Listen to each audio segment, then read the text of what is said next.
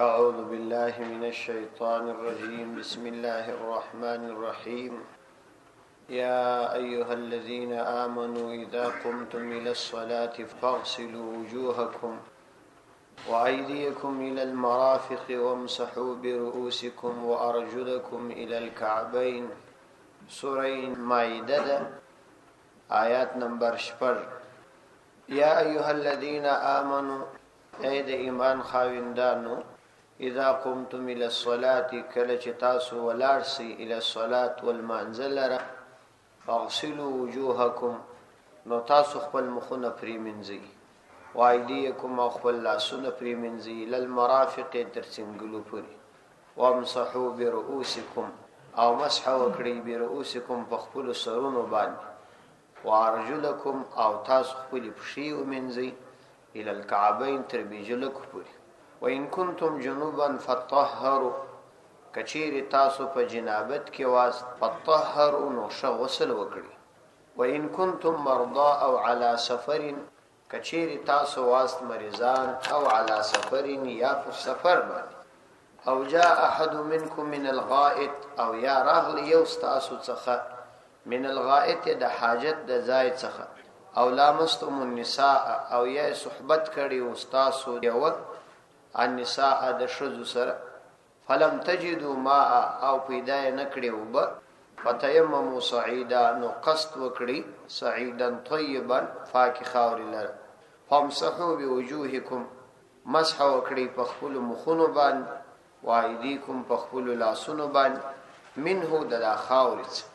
دا آیات د مخکنی آیات سره مناسبت دادي چې په مخکې آیاتونو کې الله تعالی د ځینو شرعي احکام یادونه وکړه چې داغو شرعي احکام تعلق په دنیا کې د خوراک او چشک مربوط، یعنی د خوراک او چشک مربوط ځینې احکامات په مخکنی آیاتونو کې بیان شو. په دې مبارکو آیاتونو کې بیا د عبادت مربوط ځینې احکامات بیانې. مطلب دا چې الله سبحانه و تعالی د خپل بندگانو د پاره د دین په هر شعبه کې احکامات نازل کړي او د ژوندانه په هر شعبه کې مخکې مسله د خوراک او چشک په ارتباط و دلته بیا د عبادت په ارتباط باندې بیانېش. او د دې ځای څخه د دې سورته مائده دوهم باب هم شروع کیږي چې دا دوهم باب تر 11 آیات پورې دي. په دې دوهم باب کې لاندې څو خبرې راځي. اول امور مصلحت دي چې د مصلحت امور دي، او بیا دا فرائض دي، او بیا داغه څو ورسته د غسل او تیمم احکام دي، او بیا د اعتدال او تقوا ترغیب دي چې د خپل بندگانو ته الله تعالی د دې ترغیب ورکي.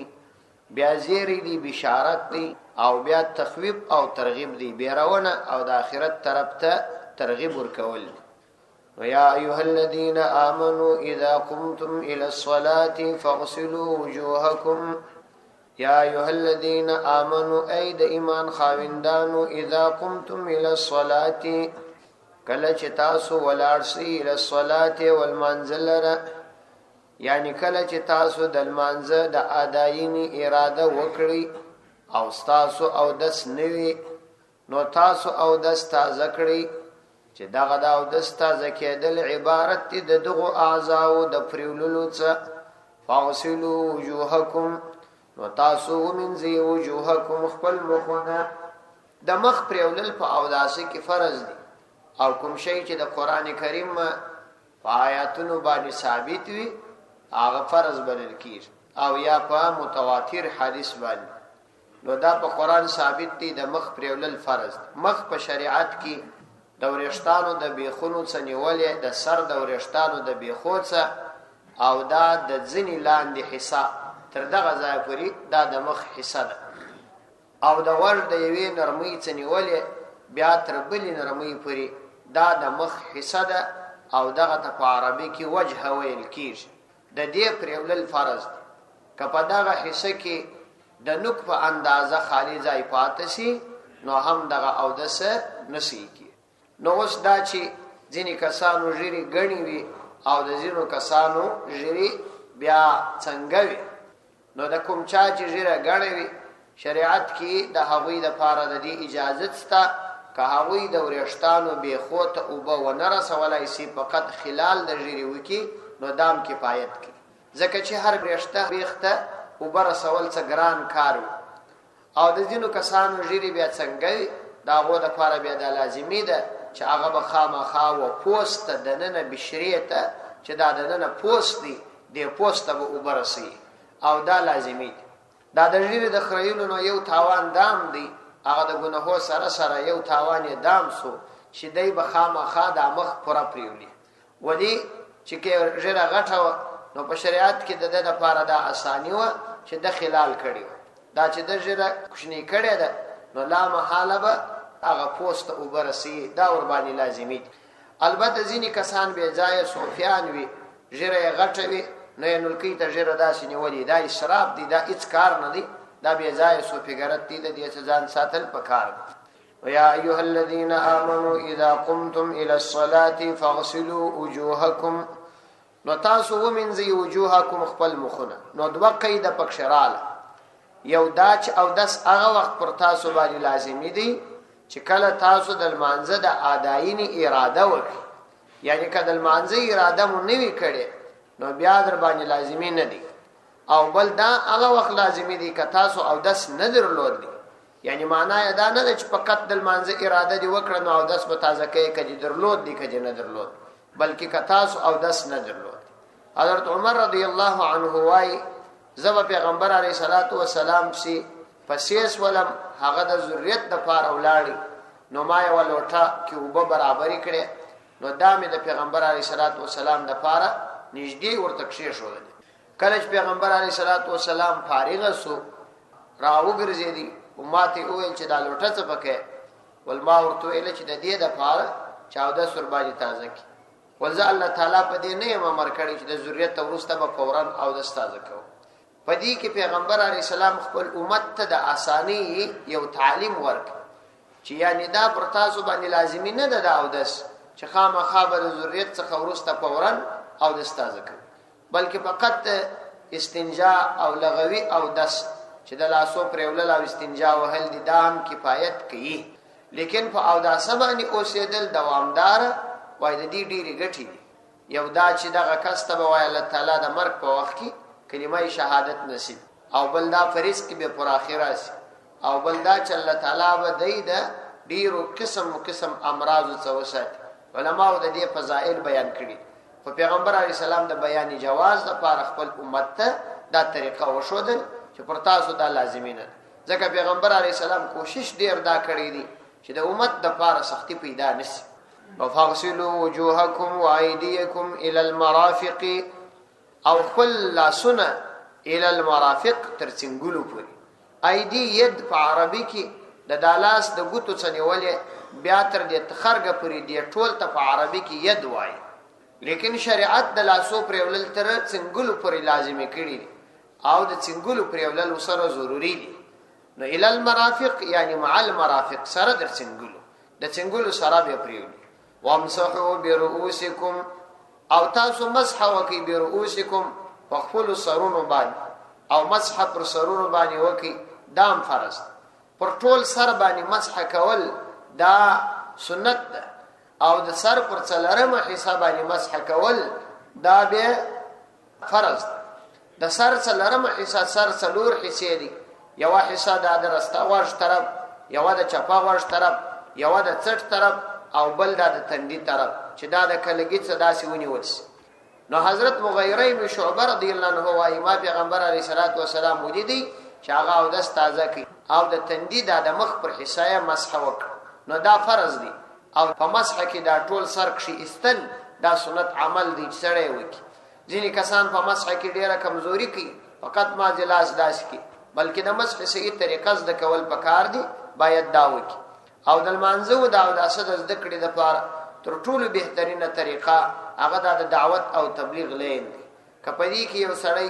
یو درې ورځې ولګي او یا یو لس ورځې پکښې ولګي دا د منځه مکمله طریقه پکښې زده کولای شي ځکه دا تبلیغ په اصول کې دا دي چې څوک پکښې ووځي هغه به د منځه طریقه زده کوي چې اودس باید څنګه وشي ولاړه باید څنګه ناسته باید څنګه یو بل تل منځ سره تیری دا غلطي هم سره وشي په دې کې ډېر فائدې وي کله چا د المنځ او دس نیز ده نو هغه باید په دا کې ولاړ شي وامسحوا برؤوسکم وارجلکم الى الكعبین او تاسو منځي خپل پښې الى الكعبین تر بجلکو پورې رجل دام دا مکمل پښې ته وایي د پښو د ګوتو څخه بیا تر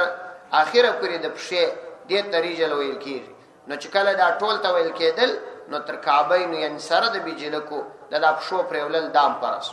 دا د او دا ساغه څلور فرائض دي چې لازمي دي وان کنتم جنبا فطهروا کچیر تاسو واس په جنابت کې یعنی د جنابت په حالت کې واس فطهروا نو بیا تاسو شپه کې حاصله کی چې مراد ورڅخه وسل یعنی د مانځنه مخ کې بیا او دس کفایت نه کی بلکې پر تاسو باندې غسل کول دا لازمي دي وان کنتم مرضى او على سفر او جاء احد منكم من الغائط وان کنتم مرضى کچیر واس تاسو مریضان او على سفر یا په سفر باندې واس کچیر تاسو واس مریضان یعنی د اوبو استعمال در ته ضرر رساوه او على سفر یا په سفر باندې واس او بن پیدا کېدل او جاء احد منكم من الغائط او یا راغلی احد منكم یوستاسو څخه من الغائط د قضاء حاجت د ځای څخه چاودس امات کړیو او لامستم النساء یا صحبت کړیو تاسو النساء د شو سره چې د دې په وجه هم او د سماتیږي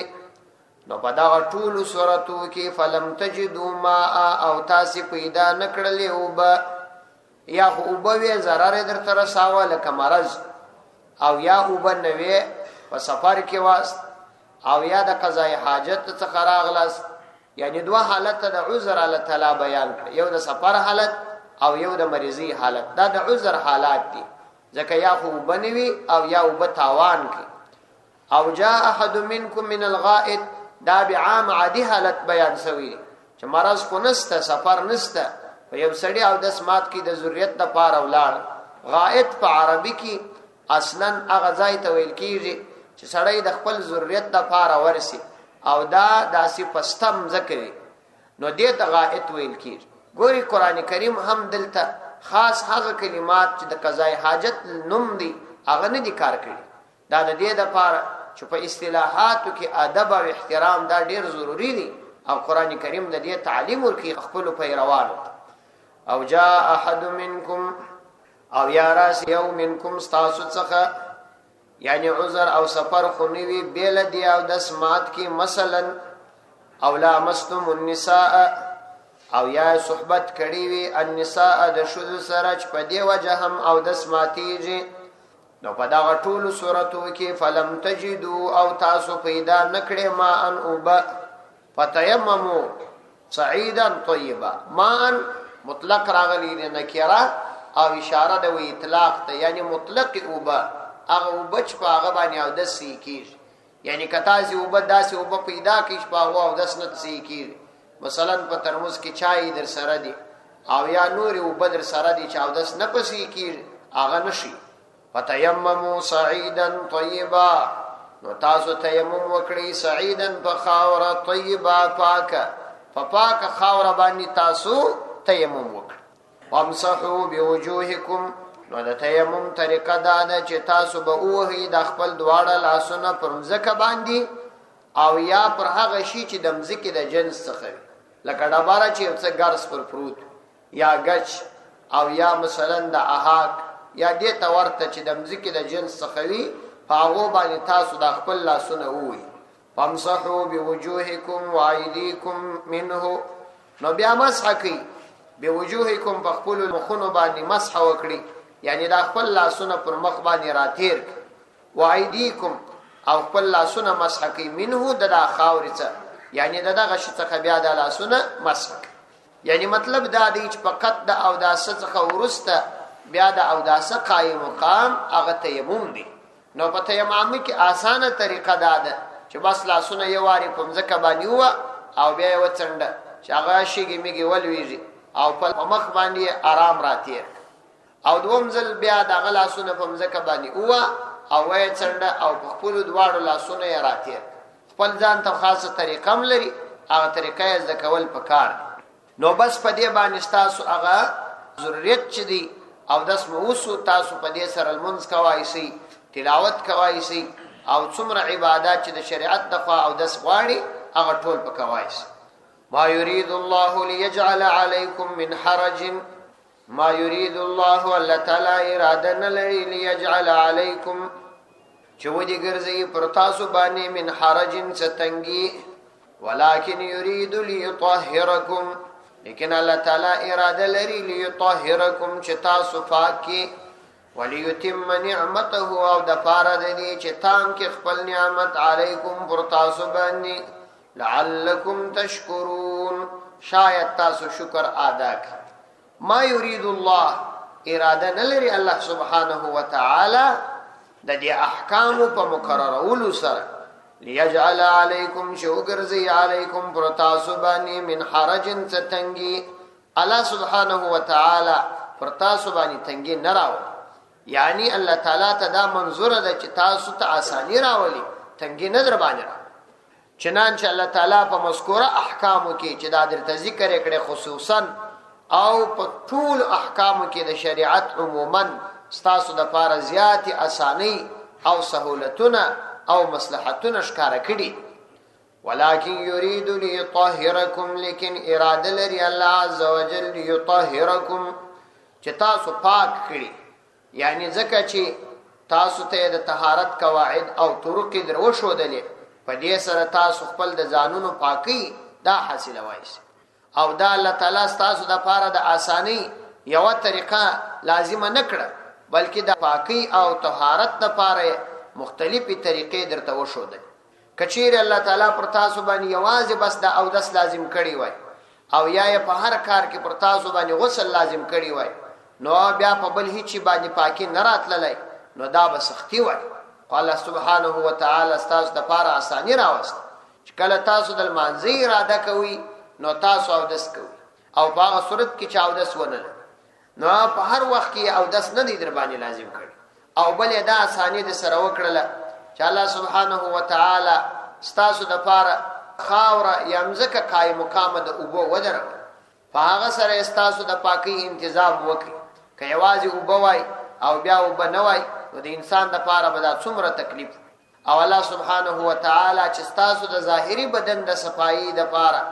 تنظیم وکي دا سه تاسو د باطن د صفائی تنظیم هم کړی الله فرمایي ليطهركم د پاره د دې چې الله تعالی تاسو پاک کړي او الله تعالی ته دا هم منظور ده وليتم نعمته عليكم چې پوره کړی نعمته خپل نعمت علیکم پر تاسو یعنی دا الله تعالی ته منظور ده چې خپل نعمت پر تاسو باندې پوره کړي نو ډیر عظیم نعمت ادا دی چې تاسو ته خپل احکام نازل کړل او خپل احکام کامل در تراور رسول او تاسو ظاهری او باطینی پاکی حاصل کړ لعلکم تشکرون شاید تاسو د الله تعالی شکر ادا کړئ د الله تعالی پر دغه عنایت او د الله تعالی پر دغه نعمت باندې لعلکم تشکرون شاید تاسو شکر ادا کړئ چې الله تعالی تاسو سره څومره د اسانی معامله کړي واذكروا نعمت الله عليكم وميثاقه الذي واثقكم به إذ قلتم سمعنا وأطعنا واتقوا الله إن الله عليم بذات الصدور واذكروا نعمت الله او تاسو ذکر کړئ د الله عز وجل نعمت علیکم پر تاسو باندې وميثاقه او د الله تعالی وعده الذي اغى وعده واثقكم به چې تاسو په هغه باندې کلک عهد کړیو اذ قلتم چې کله تاسو ویل سمعنا من خبر واوریدل واطعنا او موږ ومنل واتقوا الله د الله تعالی څو بیریږي ان الله علیم بذات الصدور یقینا الله عز وجل علیم پر علم لرم کی دی بذات الصدور د زړونو پرازونو باندې واذکروا نعمت الله علیکم او تاسو یاد کړئ د الله تعالی نعمت علیکم پر تاسو باندې چې الله تعالی په تاسو باندې څومره لوی انعام کړی دی یوه دا خاص انعام چې احکامات یې درته را نازل کړی دي او د ژوند ټولي چارې په کامله او بهترینه طریقه درته ښودلي او بل دا چې تاسو ته د کامیابی لار شریعت دی دا ښودلې دي چې آخرت ته تاسو د دې په وجه باندې کامیاب شئ. نو د الله تعالی نعمت دا زیات کی و میثاقه او د الله تعالی هغه کړي وعده و میثاقه او د الله تعالی وعده در یاد کړئ الذي اغه وعده واسقکم چې تاسو پورا التزام کړیو به دا وعده تاسو التزام کړیو چې دا وعده مؤخسته ځکه چې هر مؤمن چې ایمان راوړي نو دای چې کله د ایمان او د توحید کلمه وای نو د دې معنا دا ده چې د الله تعالی سره وعده وکړل د الله تعالی پر ټولو احکاماتو باندې او د الله تعالی د ټولو احکاماتو پر منلو د الله تعالی سره وعده وکړ. نو تاسو الله تعالی فرمای اوس چې ما سره وعده وکړل نو زما په وعده باندې وفا وکړه. واسقکم به اذ قلتم سمعنا اغن وداده چې کله تاسو ایمان راوړی نو خود دې معنا دا اسول چې کله تاسو وویل سمعنا موږ خبره واوریدل یعنی موږ د احکامات ټول واوریدل واطعنا او موږ ومنل ځکه د اسلام راوړلو په وجه هر څوک دا وعده کوي. نو چې کله تاسو دا وویل نو د الله تعالی په وعده باندې وفا وکړي او د الله تعالی د نعمت چې د دین دی د دې نعمت شکر ادا کړي او د شکر د اداینې طریقه نو چې شه واتقوا الله د الله تعالی څخه بیرېږي تقوا اختیار کړي بس دا د اداینې طریقه ده. ان الله علیم بذات الصدور یقینا الله عز وجل علیم فرع علم لرونکی دی بذات الصدور بذات په خاوندانو الصدور د سینو